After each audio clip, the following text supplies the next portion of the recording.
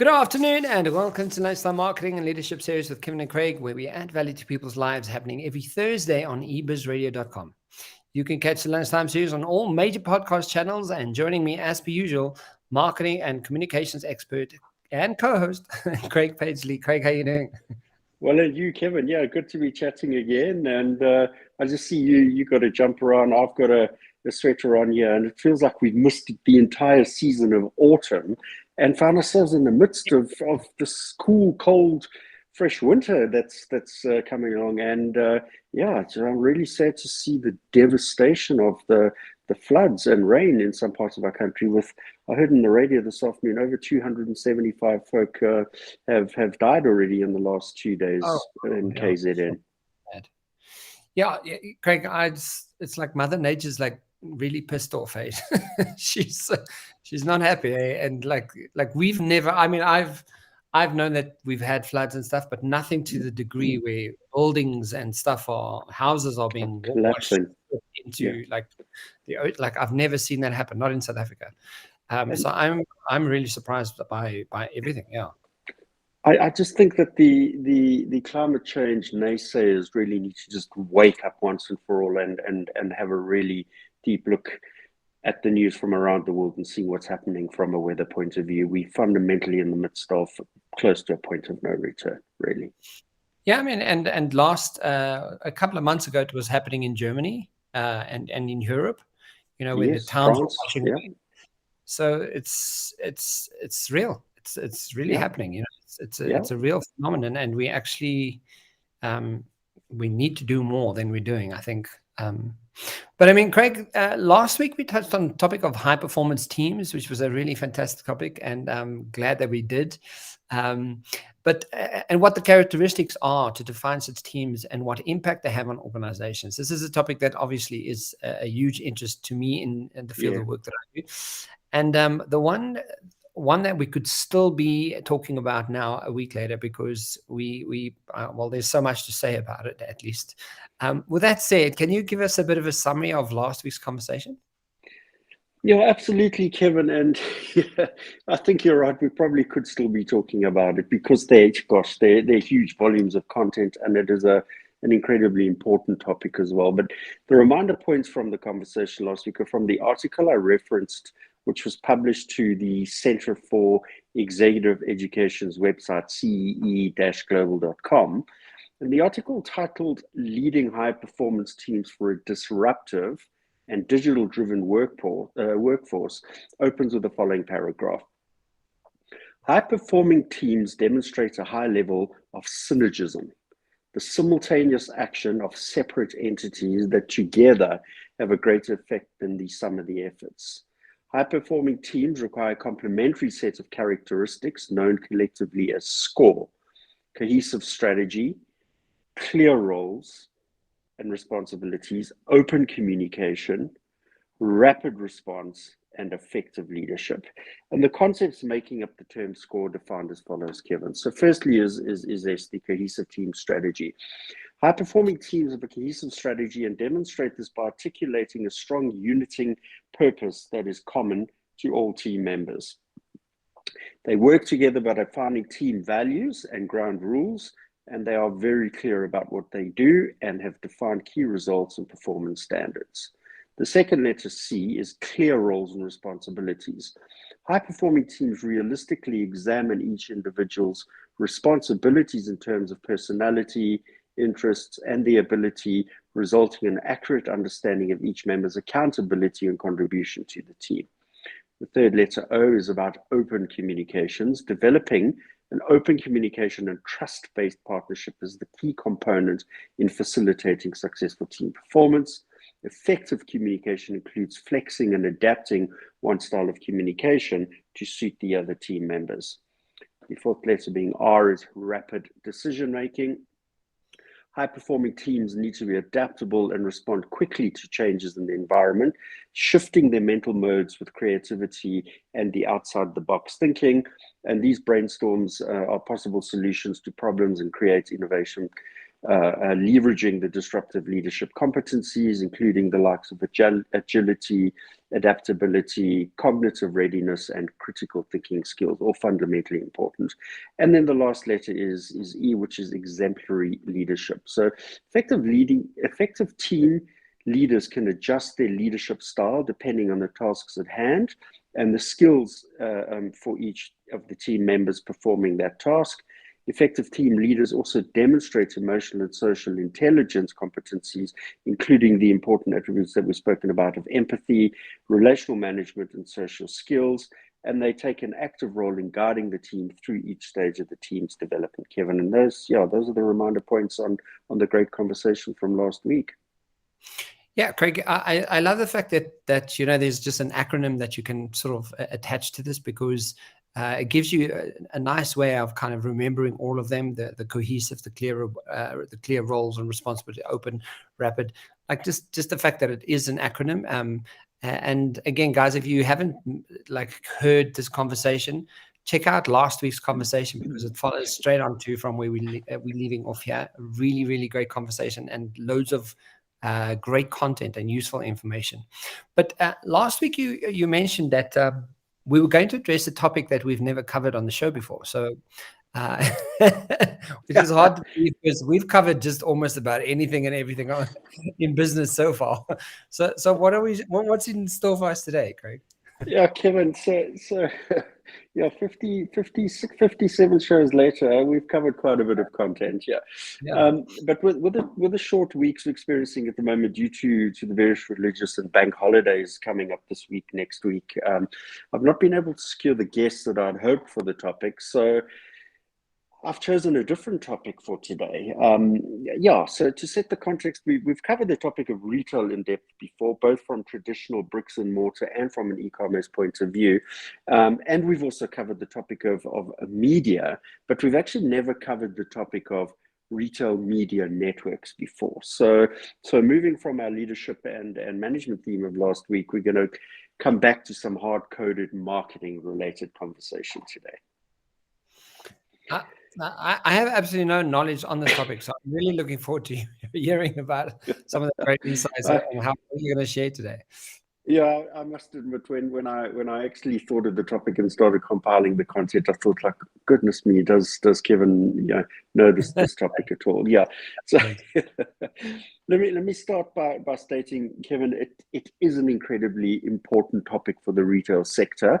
And one which consumers and customers inevitably don't really know about, but actually are exposed to on a daily basis when searching or shopping online. And again, starting with the good old, fly by the seat of its pants definition forum of Wikipedia, we learned that retail media is marketing to consumers at or near the point of purchase or point of choice between competing brands or products. And an important thing here, between competing brands or products. And common techniques include in-store advertising, online advertising, sampling, loyalty cards, coupons, or vouchers.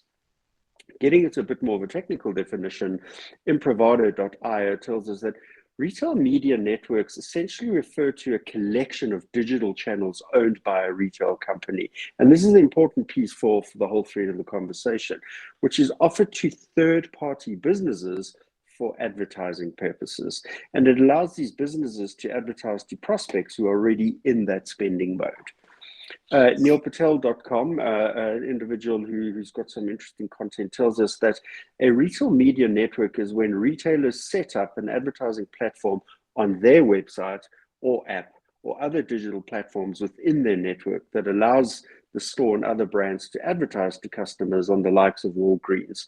And it's a form of in-store advertising in a digital format, with the ads being displayed on many pages, from the homepage to category pages to search pages and product detail pages. And that enables advertisers to actually reach shoppers in quite a broad arena, but in the various stages of their buyer journey. He also looks at the advantages of retail media, and just three quick snapshot views, one for retailers, consumers, and advertisers. So key advantage for retailers is that it creates new revenue streams and listen to this, it taps into the $560 billion annual advertising industry. So any access to that really is a big advantageous positioning for retailers. And the revenue generated by retail media is definitely a great substitute for those retailers who've actually lost out through reduced profit margins and the devastating consequences of the pandemic. From a consumer's benefit point of view, it offers better price control, Kevin, for consumers, because the retailers are generating revenue from their ads, so at least have some flexibility to moderate and reduce price rises too quickly. And then any increase in pricing could actually result in a drop of traffic, which obviously impacts on reduced revenue and volume. Retail media also benefits shoppers by offering better customer experience and help shoppers make better purchase decisions across that entire purchase value chain. And then lastly, for advertisers, retail media advertisers gain access to that most important component, first-party data, which is collated and owned by the website owner, and in this instance, it's the retailer. And the data is clean and of higher value than the previous collected third-party data. It is collected at the point of sale, providing much deeper insights and value to the buyer decision-making process, Kevin. Craig, you know what's interesting? Working with, you know that I'm doing the biases training at the moment, right? Yes. And biases are segmented into 4 major categories. One of them being perception, interpersonal, behavioral, and memorization, right? So when you think of point of sale, one of the shortcuts, one of the biases we do have from a behavioral perspective is we favor the immediate things that's right in front of us. Right. So knowing that we have a bias to kind of go, okay, well, you know, that simple thing that's you're standing in the queue, the advertiser be right there. You kind of go, yeah, well, I might as well. And, you know, instinctively, because it's right in front of you, you kind of make that decision on buying something that's smack bang right in front of you. And it's just a behavioral bias that's kicking into gear. And we're unaware of it. It's a complete unconscious thing that we do. And Kevin, that's where grocery retailers have been so successful in understanding that last mile or last 9 yards, even by lining the aisle to the checkout point with what was initially sweets and sort of treat and delights, now becoming more of the health-oriented kind of snacks and things like that. But it's in that spur of the moment, in your final part of your buying mode, you're reaching out and grabbing a whole lot more than you initially intended to in that environment. Yeah. Wow. Craig, so can you provide an actual example of the retail media networks? Yeah, absolutely, Kevin. They're actually available in quite a broad range of environments. The likes of Walmart, Amazon, and eBay being the globally relevant top of the list criteria. And then in South Africa, the likes of Builders Warehouse, Game, and other multi-brand retailer hyperstores locally. So referencing the tokinomo.com site, which is an in-store retail marketing solutions company, they gave a nice little snapshot insight into the top 3 global retail networks. So the first being Walmart, which is for the 4th year in a row, Kevin, the biggest retailer in the world, with 14% of market share. And according to Walmart Connect, which is Walmart's dedicated media business, more than 35% of shoppers research products online before going into a Walmart brick and mortar environment. And the opportunity of advertising within this media ecosystem really is large for any of the brands that are represented in that environment. The second point here is Amazon, which is the biggest retailer in the online market worldwide, and it's also developed its own retail media network, and it commands 89% of retail media spend in the USA, Kevin. Brands that advertise on the Amazon platform have multiple options, ranging from the likes of audio ads in the Amazon Music environment to videos on the Fire TV channel. But here's some great stats coming up here, that most importantly for FMCG brands affiliated with the Amazon platform is that they can have access to and attention of over 200 million Amazon Prime members at any one time, Kevin. Yeah.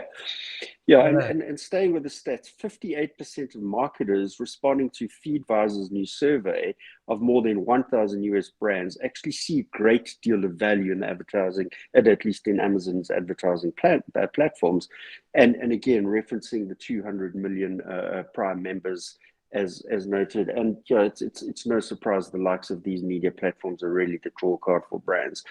The third year is Walgreens, another significant retailer in the USA.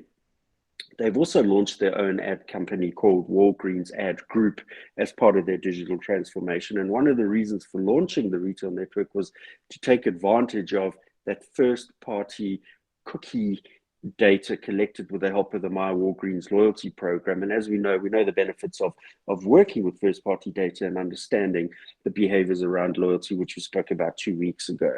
And yeah, expanding on the topic of the consumer data, Kevin, we know that the elimination of third-party data tracking and the multiple other privacy changes that are underway are making it much more difficult for digital ad platforms to know what actions a consumer is taking after seeing an ad. However, the retail networks have that unique value as the consumers are purchasing products directly from that retailer after seeing the retail media network ad. And those retailers can actually offer closed loop marketing in a way that other digital advertising networks are definitely struggling to do, Kevin. And yeah, and I'm sure you can actually visualize how this kind of platform and approach works and how it can be adopted by the likes of the Builders Warehouse to macro stores. Interestingly, all belonging to Massmart Group, of which Walmart is the majority shareholder in South Africa. So you can see the learnings from the USA coming straight into store in South Africa. Yeah, I think there's a lot of emulation. You're starting to see it more and more and more and more. And I think that's a really good thing, because it's I think that's one of the juxtapositions that we have about South Africa, is that we have these parts of South Africa that's really, transformed and first world kind of country and running at that kind of pace.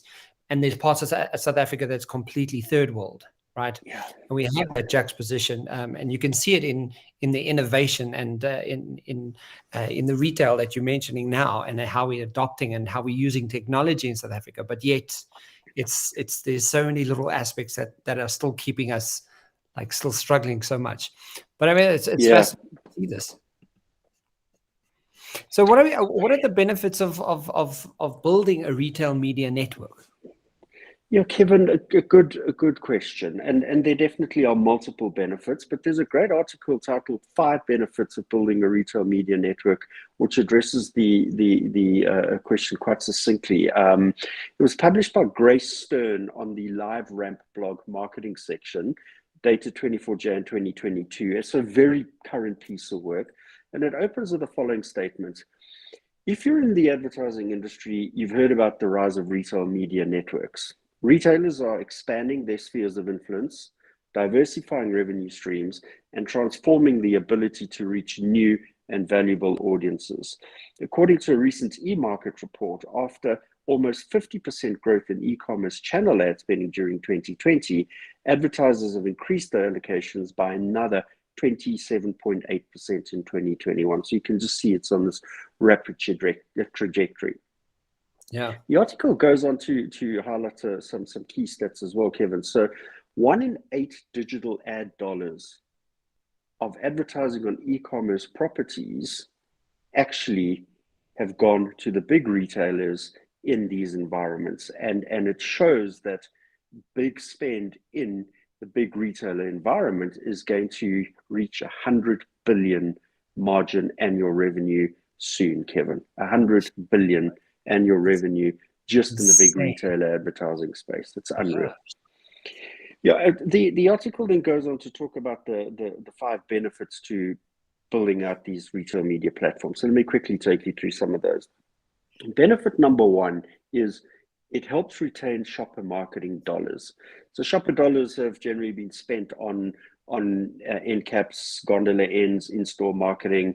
With the ongoing rise of the delivery and on-demand services, Kevin, that spend in those delivery methods are just becoming less valuable and obsolete in some instances. So retailers can actually now maintain and grow shopper dollars by diverting their spend to their online channels and placements.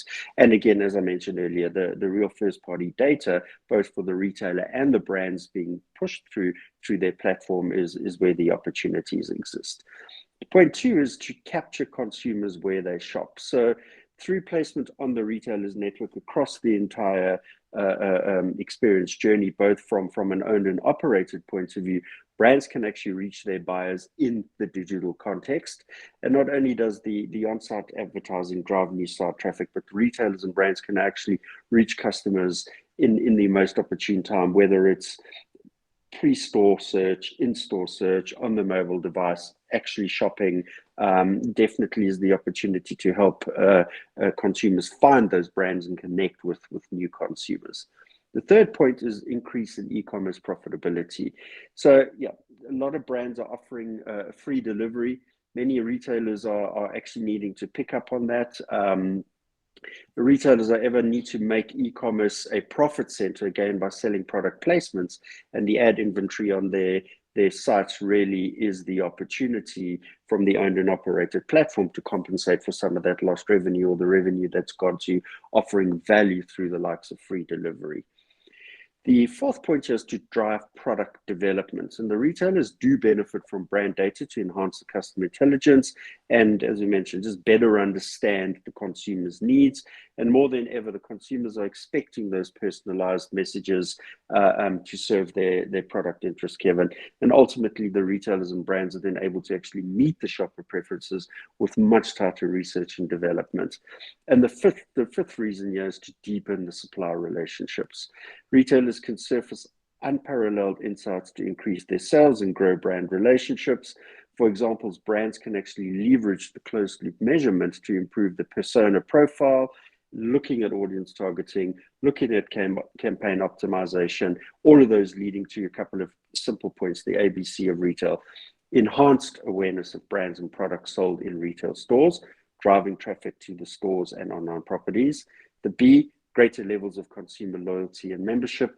And the C, increased consumer share of wallet and shopping cart. What I really appreciate about the article, though, Kevin, is it actually references the fact that retailers now have an array of tools at their disposal to improve their profitability and customer engagement. And obviously that will drive higher rates of loyalty and overall spend at the end of the day. But with focusing on building the infrastructure, it gives them more control over the customer experience and better visibility into the actions and trends. And the retailers can therefore just develop this greater competitive advantage, which is not just a question of time, but actually not a question of if, but when. And if you look at what we were talking about from a loyalty point of view two weeks ago, you can really see the lean in to understanding this so that the retailers can offer better value in these platforms. Yeah. There are also three critical steps to building out those networks, Kevin. The first being define your success. Know what your company's strategic priorities are for developing a retail media business. Invest strategically. Closed loop measurement. Sometimes retailers are in a unique position to provide a new requirement to capture dollars to show where the value is to the supplier of media investment, and determine what your company's strategic priorities are for investing in that proposition. And the third point here is perform data and technical audit. And we've picked up on this, vitally important. Where does your data reside? What access do you actually have to your first-party data? Because there's a whole myriad of rules in terms of first-party as well. Are there restrictions on how that data can be used? What is the level of segmentation that you have in place around that data? And then just the obvious statement that great data is needed when building retail media businesses, but that data must be scalable and actionable. Craig, I can't help myself, but because I keep thinking back around human behavior and how this is influenceable around how humans make choices, right? So when you have enough data and you have enough information to support how people will behave, you essentially, if you're smart enough to do it, you can really connect the two on how you can lean into how to get people more interested in certain things, just playing on their own biases and their own behaviors, right? It's absolutely, so Kevin. And I think that's what people do, right? Like, with some big corps, they know that people buy into that kind of buying strategy, and they advertise in a certain way so that it appeals to a certain bias, or to something that they usually do because of a buying pattern. So they look at the pattern on the strategy that person uses to purchase anything. And that's why I think keeping our information is such a big thing, and keeping it, the secrecy of our information, and the importance of not just having your data out there, because at the end of the day, you could be skewing how people do anything, like how we live life. It's a little bit scary. And Kevin, and this conversation around data is going to be a conversation to have in perpetuity. In just about every single one of our shows, data is going to have a relevance to the topic at hand. But the importance of those 5 points around perform a data and technical audit is so fundamentally real in response to the point you raise here. So firstly, where does your data reside? Okay, which then talks about who actually has access to it or doesn't have access to it, and is it used scrupulously or unscrupulously, and then what access do you actually have to first party data, because it's the first party data that's really telling you where the lean in is. And then are there restrictions on how that data can be used, because you can't have the exploitation of data. However, in a tactical opt-in manner, you can really create great value for the consumer and for the brand at hand. And then that's all dependent on those layers of segmentation you have in place. And then that last point really is, great data is needed when building a retail media business, but the data must be scalable and actionable. And the more scalable and actionable it is around the clarity of how you segment it, gosh, the better value it's going to bring to the brands that are utilizing these retail media platforms. But also, Craig, like when you have it, you could get to that point where you sell it off. Like, am I on the right track here? Like where you sell. So that's what was happening with third party data. And that's why those laws have come into place. So it's a case of not just taking data and selling it off, because there's been unscrupulous commercialization of data. Exactly that. Yeah, so it's crazy, right?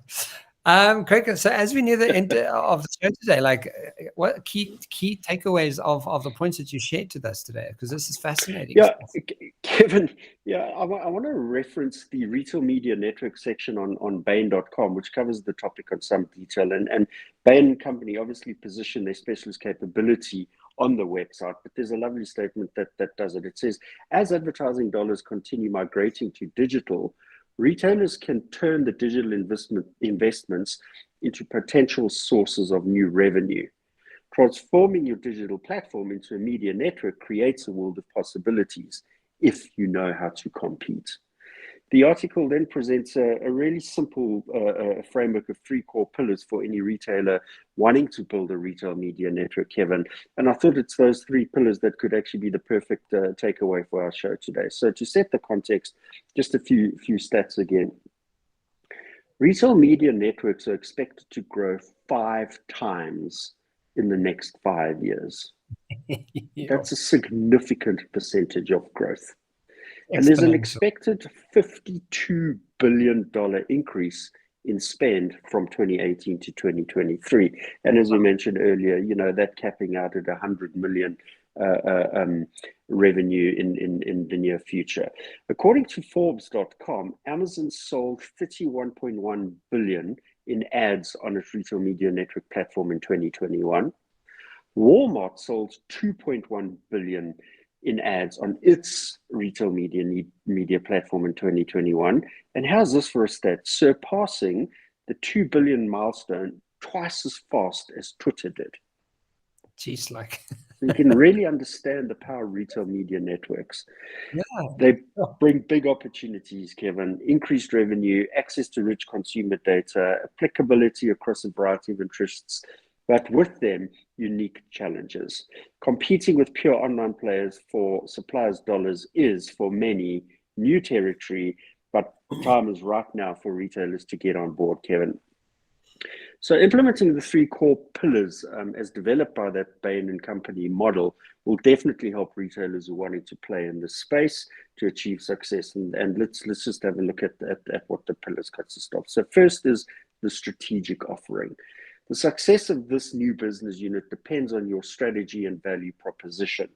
And Bain are there to help determine that product mix from the on-site opportunities like sponsored products, search results, off-site products, measuring digital campaigns, and go-to-market models. So really bringing value to the front end of the strategic direction. The second pillar is organizing for success. So the shift from selling just products or services to actually publishing ads and leveraging the customer engagement and insights requires a hell of a lot of new skills.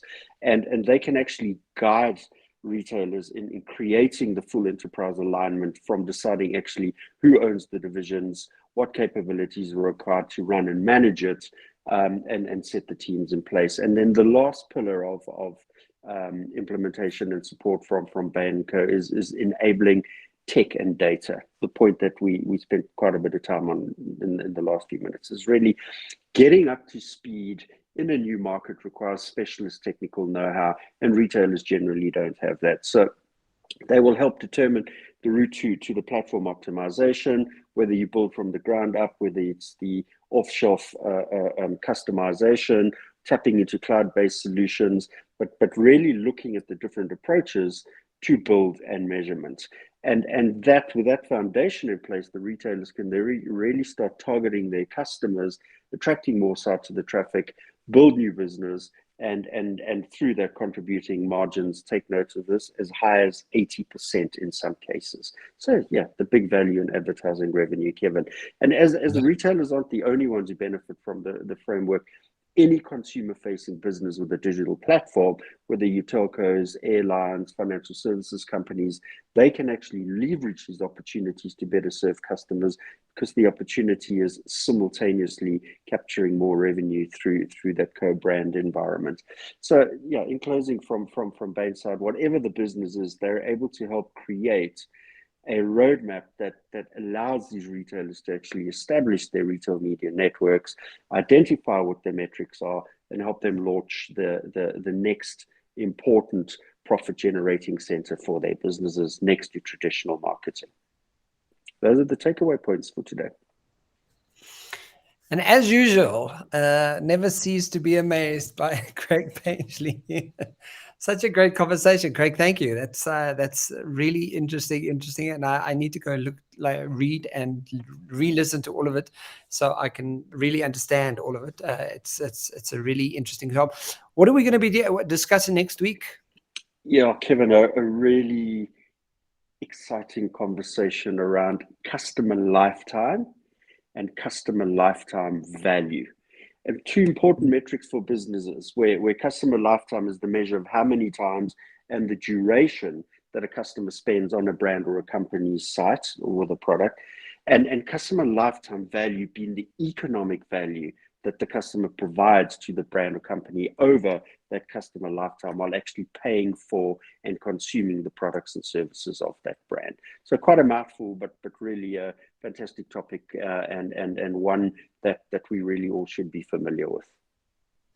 Yeah, and hopefully, we cover how you can actually measure that, because it'd be interesting to kind of, if you're offering that kind of value, how do you quantify that? How do you measure it? How do you know that it's exponential or not exponential? Is it worth it? How do you, from a brand perspective, kind of, yes, interesting cover. I can't wait. Yes. Yes. And Kevin, definitely the article will pick up on some metrics that help determine what the measurement criteria and opportunities are in customer lifetime value. Fantastic. I'm looking forward to it. Thank you, Craig. Thanks for joining me. And guys, you can catch the Lunchtime series on all your major podcast channels. And it happens every Thursday right here on ebizradio.com. Craig, thank you for joining me, and chat to you later. Thanks, Kevin. Yeah, great conversation. Thanks.